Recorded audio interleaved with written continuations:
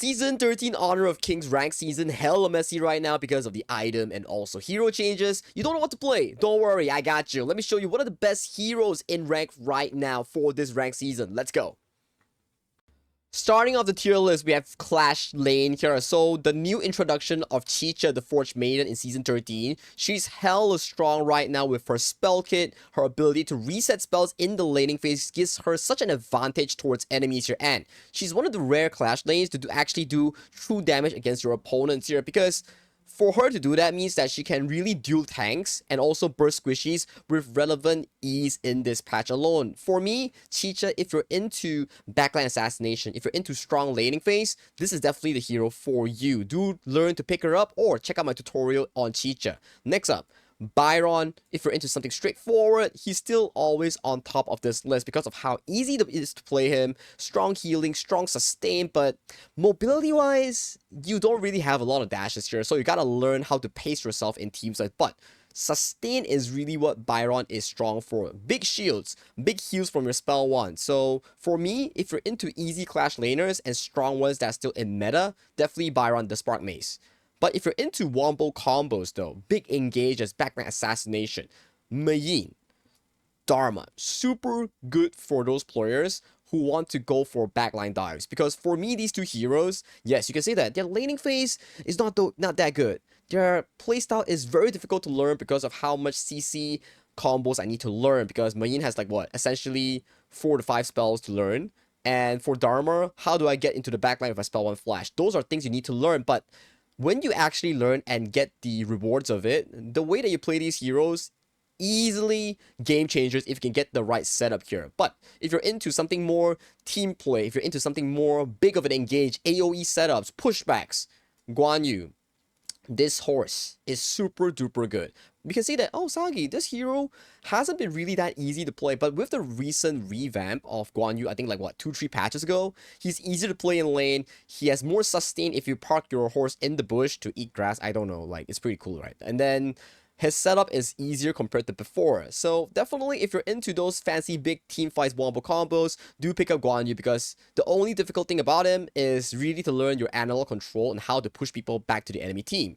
But if you're into 1v1s though, Charlotte, Umbrosa, very good 1v1s. For Charlotte, the Rose Fencer, she's only strong when you get into that mid to late game when you have 3 to 4 items. You have like the Pure Sky, the 2 to 3 items such as the Frostguard's Embrace, you have the likes of the Frigid Charge. Yes, I said Pure Sky and Frigid Charge because in this patch, why is Clash Lane so focused and prior? Because in Season 13, they made an itemization change where you can press 2 active items and you don't share the CD anymore. So imagine, you're playing Clash Lane and this guy is going like Pure Sky Blood Rage. Man, if you're a marksman or mage, you're gonna be wondering like, hey, how do I kill that fighter that's just running at me with so much defensive items here? So Season 13 Clash Lane, I think, is actually a pretty good investment if you want to start learning here. But back to our tier list, Umbrosa, she's strong from start to finish. For me, she's a side lane demon and also a backline flank with lots of mobility and movement speed. And to top it off, she has a ultimate that allows her to get either increased stats, movement speed, attack speed, or a second life, something like a Sage Sanctuary.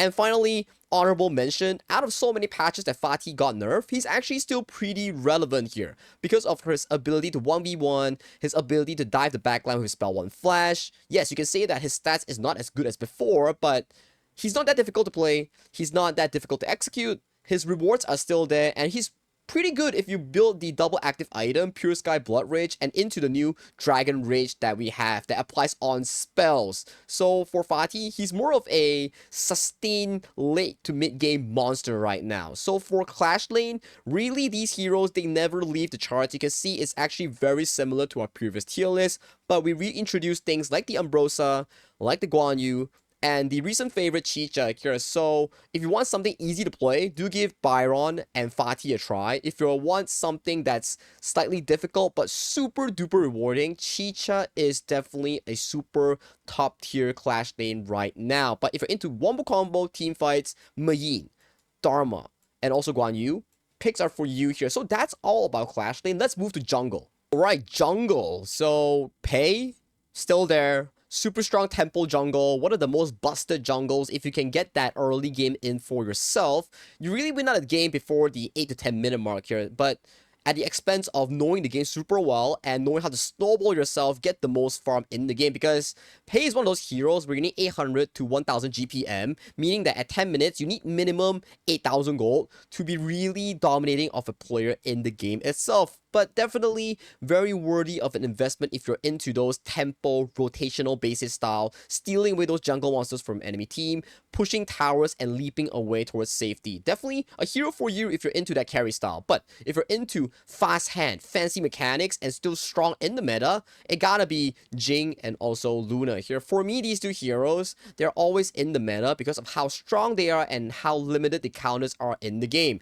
Jing for me remains as one of the most difficult heroes but most rewarding ones in Honor of Kings. Her ability to use those multi-dashes, her ability to travel around the gorge is still very fast, and her ability to find those engage angles with her mirror image, top tier. Luna on the other hand is more creative of a playstyle where you have unlimited possibilities as long as you don't miss your ultimate refresh. Yes, there's still counters like the Flowborn Tank, there's still counters like the Liang Dong Huang, but once those are out of the pool, Luna is practically unstoppable, but only stoppable if you suck at her. So do give these two a try if you are really good at them and you can perform the combos well. But if you want something more simple, more rewarding, and more distant travel and more raw stats, I think Musashi is actually really good because essentially Musashi, he does pretty well into Pei, Jing, and also Luna because of his spell kit here. You can say that yes, pre-level 4, he's not that good, he's pretty ass, but once he's after level 4,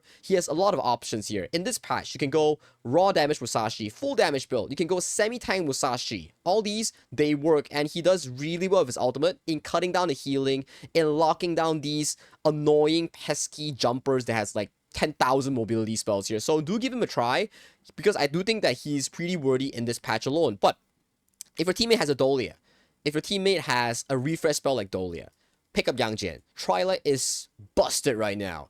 His stats, his raw power is just off the roof. You don't even need a Dolia to play him. That's how strong he is. And then, Dragon Rage right now, the new item, I wouldn't say it's a new item, the revamped Dragon Rage applies on spell, meaning if this Yang Jian goes in and he uses ultimate, and he zaps everyone, he could literally go from like 10% HP to full in like 2 seconds here. So do give him a try if you're into something like really, really strong in terms of raw stats. He's really up there. The only bad thing about him is that he doesn't have strong mobility like the first 4 heroes to dash around walls. His main mobility is his Hound, his spell 1 dog. If you dog the enemy, yes, you can dash. If you don't dog anyone, you're just walking on the gorge, so do keep that in mind. And if you want something more tank, more fighter, more assassin oriented that can do everything, Oghren. This patch Oghren, he has a lot of builds. He has the full physical build, the one which features Shadow Ripper, Blood Weeper, that's the full damage build that we will talk about later on. He also has the semi-tank build. You go Axe of Torment, you go the items such as the Doomsday, you go Dragon Rage, that's another build as well. And then the final build, the go-to tank build, you go Blood Rage, you go the things like the Blazing Cape, you go Eye of the Phoenix, that works too. So Oghren this patch, he's very flexible in 3 different playstyles. A very good blind pick as well into some of these strong jungles in the early game. And if you want to dominate them, Oghren is pretty good of a choice. And for me, he's the easiest jungle out there that gives you the most value. The only thing you need to do is press the auto attack button and know how his spell works. So Oghren, top tier jungle once again. And honorable mentions for this jungle tier list, it has to be Agudo. Agudo is something like an Oghren, where his builds are very, I would say, situational, right? There is 2 builds. One is the full tank build, where you go item like the Defrost Siege. There's also the build such as the carry build. You go to jungle tank item, and then you go Sparks Forge Doomsday into the Daybreaker, and you can add on some tank items left and right.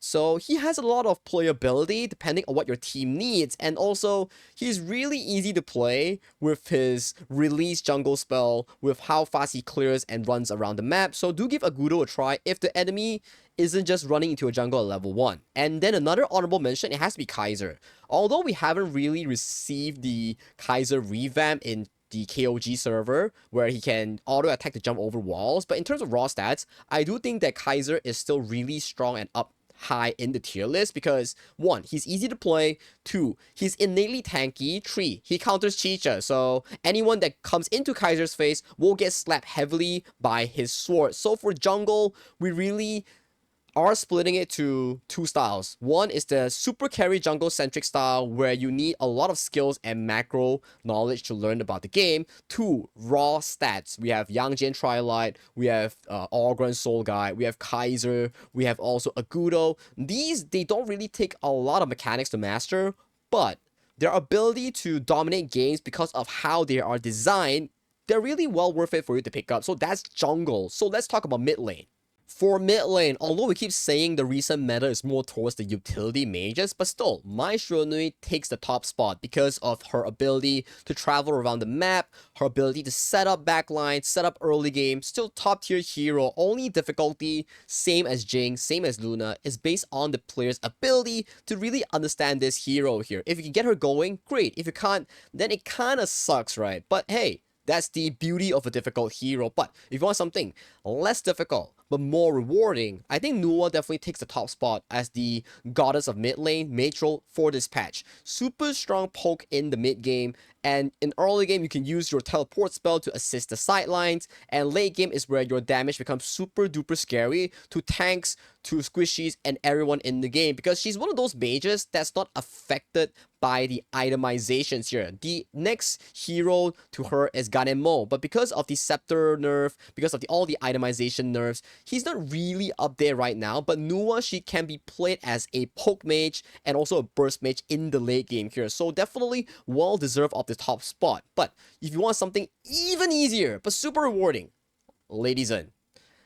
For me, Lady Zhen is such an easy hero where you just need to know how to press 2-1-3 and you win team fights. Of course, you need like some micro mechanics on how to use her hidden combos, yada yada yada. But as long as you build 3 items, you build the Massive Agony, you build the Venomous Staff, you build the Twilight Stream, GG, done deal. She's already the strongest mid lane in the game to really counteract against heavy dive compositions against the enemy team. So do pick her up. She's super easy and super rewarding to pick up. And next one, if you want something more flexible, more survivability, people keep telling me, Yuhuan is nerfed. Why is she still in the mid lane? No.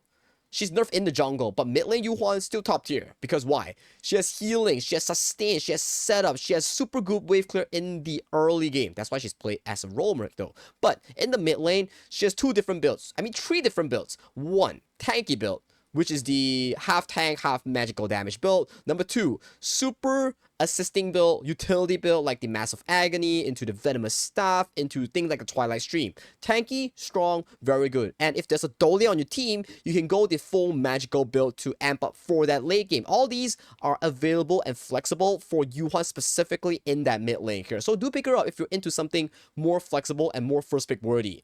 And you know for the fact that this patch, there's a lot of assassins jumping onto you. There's a lot of Arlies jumping into you. You don't know what to counter them? Pick Xiao Xiao. For me, Xiao Xiao this patch, she has lots of different builds as well. If you want to go to the utility side, there's things like the Venomous Staff Star. You want to go to the full Magic Lifesteal, you can go Splendor, you can go things like the Tome, you can go things like the new item that gives you shield. All those work on Xiao Qiao, and she benefits a lot from these lifesteal and sustain. She can be played as a utility mage, or she can be played as a burst carry mage. It depends on your playstyle and where you are placed in the team itself. So do pick her up because she's easy and super rewarding. And Garuda, for me, he is super strong because of his range. Why? Because you can see like Nua, Lady Zhen, all these, they are top tier in this meta, and Xiao Xiao as well. But Garuda outranges them with his ultimate here. So if you can use that ultimate, poke out the enemy in your first starting rotation, they can't even fight. The fight is over before it even started here, and he benefits from the utility build, so do give him a try if you're into something strong early and fast rotations here. Only downside is that he doesn't really have mobility in form of a dash to escape from the enemy here, but you can fix that with a Splendor, so no biggie. And honorable mentions here. Because of how the itemization in Magical Lifesteal has changed, Ardent Dominator, very good item for Gao. Splendor, very good item for Gao. and the magic lifesteal item, Insatiable Tome, super good for Gao. So that's 3 items buff for Gao, and he's super easy to play. If there's 5 tanks coming onto you, just press ultimate and frenzy, charge in, and you'll be full health the moment you come out from a full-on team fight here. Very noob friendly, very rewarding for those who are into a battle mage playstyle. With the recent itemization, if I'm not mistaken, you can go up to 40+% magic lifesteal here with the 3 item combos that I've just mentioned here. So pretty good of a magical fighter that I would say. And if you're into something more skillful, do give Diaoshan a try. One of the few, I would say, semi-tank mages here. You can go the tank Diaoshan side, where you go the Ice Buckler, where you go the tanky item like the Ominous Premonition, you go Succubus Cloak. She works because her idea is staying the fight for as long as possible, get those stacks in, get those magical lifesteals in, and she can really dance around the battlefield here. So for this entire meta, you can really see is really panning towards 2 things. 1. Setup from Mai Shiranui. 2. Long-range utility mages in the form of Nuwa Celestial, Lady Zen, Yu Huan, or even the likes of the anti-dive composition like these things, right? So if you're into like heavy lifesteal against more tanks, Gao and also Diaoshan, perfect for you in the mage pool. Okay, farm laners, guy, farm laners here. Chicha, once again. For me, I played this hero a lot, already peak Asia, Chicha, top 20 on the list. This hero is literally busted here. She wins out all the laning phase against farm laners, scales better than them. Chicha has no downtime. Chicha is strong from early game all the way to late game here. So do consider to pick her up because she's not that hard to learn. You just need to know the logic behind Chicha and how to play her in team fights, and that's it. GG, go next. Alright? But if you want something as well in the farm lane, a true marksman. Erin, because of the on-hit itemization changes, and now they can actually apply on her ultimate, she's really solid right now, and she's super duper strong once she gets 2 items, the Sparks Forge into the Doomsday here. So for me, Erin, top tier marksman that actually bests most of the current farm laners like Arlie, like Long, because they got nerfed and they're not so good right now. And if you want something back to basics, you want something more hyper carry, you want something more towards the early to mid game tempo with more flashy mechanics, still, Arlie, even though I said yes, she suffered nerfs because of her base stat and her ranges, but still, in terms of raw damage, in terms of her ability to duel 1v1, side lane, she's really up there in the farm lane role because out of all these farm lanes in the meta right now, she's the only one that can really duel Chicha. Not in lane, but in that 1v1 department here. So do give it a try if you're into a very difficult farm lane, but very rewarding one once you master her. And for more heroes this patch that really excels in long-range poke, I think Flowboard Marksman is a, I want to say new addition, but he or she, I mean, it depends on what you pick, right? Very rewarding as well. So I keep using the word rewarding, what the heck? But yeah. Long range with your ultimate suffered a change from last patch. It no longer scales with your attack speed of how many arrows you fire. It instead scales with your level here. So, Flowboard Marksman at level 12 with 3 items, one of the strongest beings in the patch because of your ability to just gun down an enemy with your arrow storm.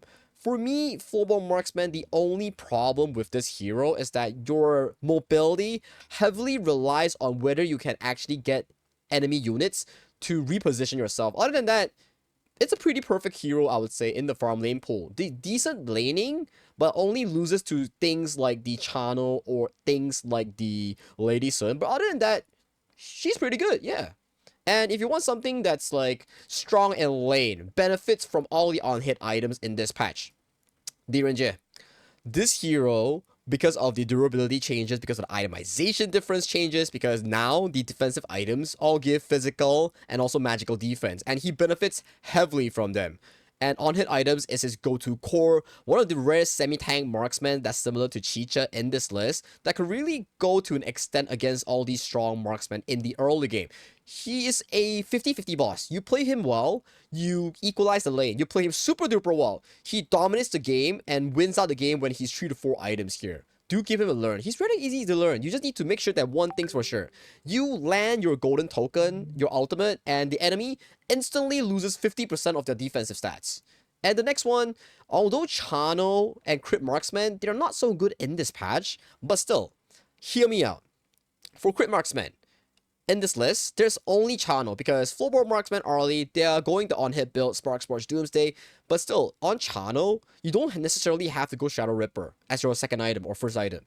The way that KPL or Chinese pros do it is that they go Eternity Blade, second item they straight go into that Daybreaker because of how cheap it is compared to before, like 3,000 something. So you immediately tap into Power Spike at 2 items, and if enemy has like those big tanks, you strip them down easily and scale better to that 4th item Power Spike.